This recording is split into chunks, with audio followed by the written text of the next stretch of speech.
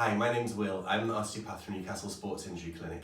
I'm going to talk a little bit in this video about desk setup and how to achieve good desk setup. With the craziness of coronavirus at the minute, I think most people are now working from home. Not everyone might have the luxury of a home office, so there might be people working on laptops, on dining room tables and anything in between. So we're going to go through today the principles of what good desk setup looks like and how to achieve it. There's going to be a follow-up video on using laptops, so keep an eye out for that one as well. So ergonomic desk setup's not rocket science. Basically it's about getting yourself in a position where you can maintain good posture with as little effort as possible and eliminate as many unnecessary repetitive movements as possible. So if you're constantly reaching for a pen or a phone or something like that. The place to start is your position in the chair in relation to the desk.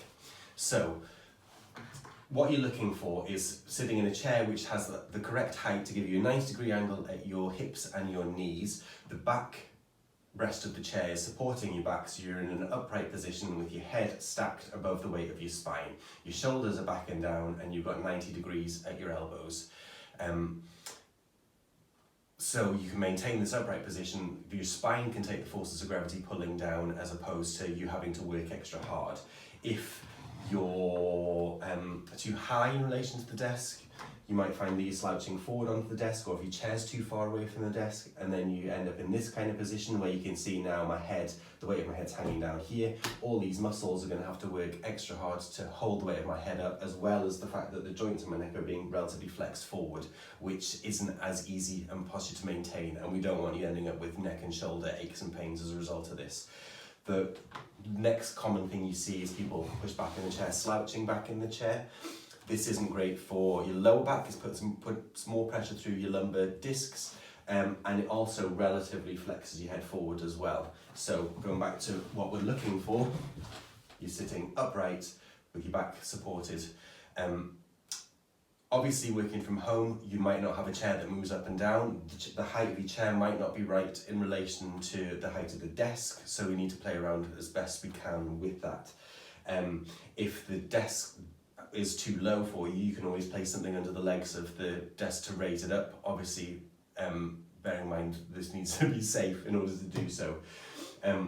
With this chair, personally, I feel like it's pushing me a little bit too far forward, it's a little bit too upright. I have the luxury that we have another chair that I can use, so I'm going to switch to this one.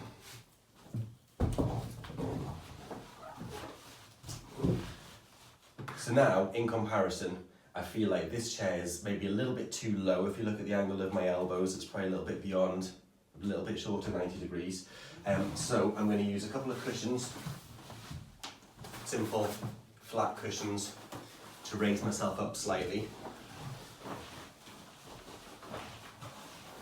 And then I also feel like I'm a little bit too reclined here. So not ideal, but I'm going to use a pillow to support my lower back. It's not ideal because you can see now that my upper back isn't supported by the backrest anymore. However, I feel that this is a more comfortable position. I'm still in that upright position, and it's more easy for me to maintain this than it is any of the positions we've gone through so far. So it's about playing around with what you've got to achieve the best outcome, bearing in mind that upright spine, 90 degrees at hips and knees. So you want to pull your chair close enough into the desk so you can support your forearms on the desk. Having some support through your forearms will help you maintain that upright position. Okay, so here we are. We're sitting in a good position in relation to the desk. So looking from above, we're going to go through your primary, secondary and tertiary work zones. So your primary work zone is anything with your elbows in this nice position that you can reach without moving your arms. So the things you use most commonly you want here, so keyboard and mouse. So hands naturally fall onto the middle row of the keyboard so they're in an equal position to touch all the keys, and I just rotate out to use the mouse. Again, if they're too far away, you're going to end up kind of leaning in order to use them, or straightening your arm, which means you're going to be using more of these shoulder muscles than necessary. So simply you can avoid that by drawing it in closer, so therefore your spine's doing what it should. Okay, secondary work zone is anything with a straight hand that you can reach. Tertiary work zone is anything which you need to lean for. So the idea is you organise your desk. The things you use least commonly, put further away. Things you use more frequently, closer to you. So cup of coffee, very important to have in your secondary work zone. There's paperwork. I'm using that fairly frequently. The file I'm not, so you can just shove that to the back and access that as and when you need.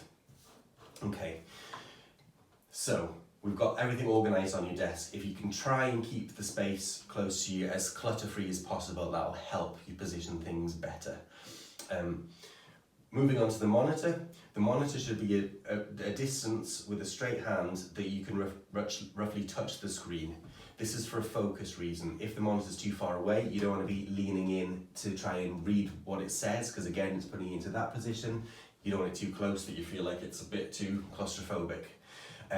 Obviously, it's going to depend on your eyesight, the prescription in your glasses. The idea is you should be able to read easily what it says on the screen at the distance that it is from you, so you can play around with that depending on your particular eyesight.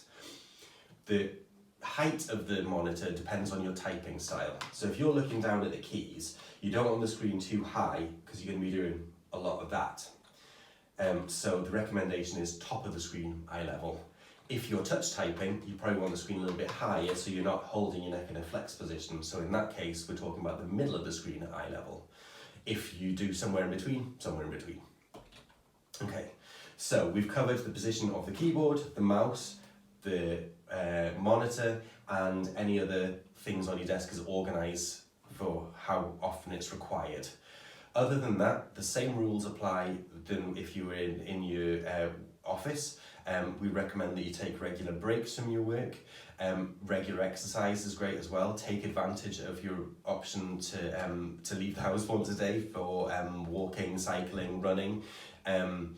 If you're unsure about what exercises you can be doing, we have a YouTube channel. We're posting videos on there. We've got Pilates videos, exercises for different regions of the body. That's going to be updated frequently, so keep an eye on that. You can, if you just search YouTube for Newcastle Sports Injury Clinic, you'll find those.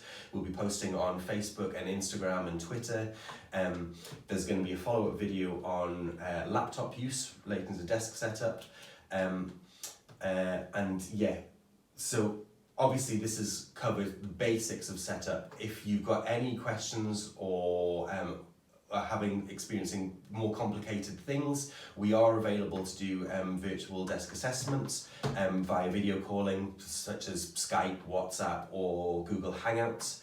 If you wanted to organise one of those, if you email us at info@newcastlesportsinjury.co.uk, we can arrange that for you as well. I'll put this information below, so there should be a link for you to use as opposed to writing it down. But if you have any questions about anything, please get in touch. We're here to help. All right, thank you. Bye-bye.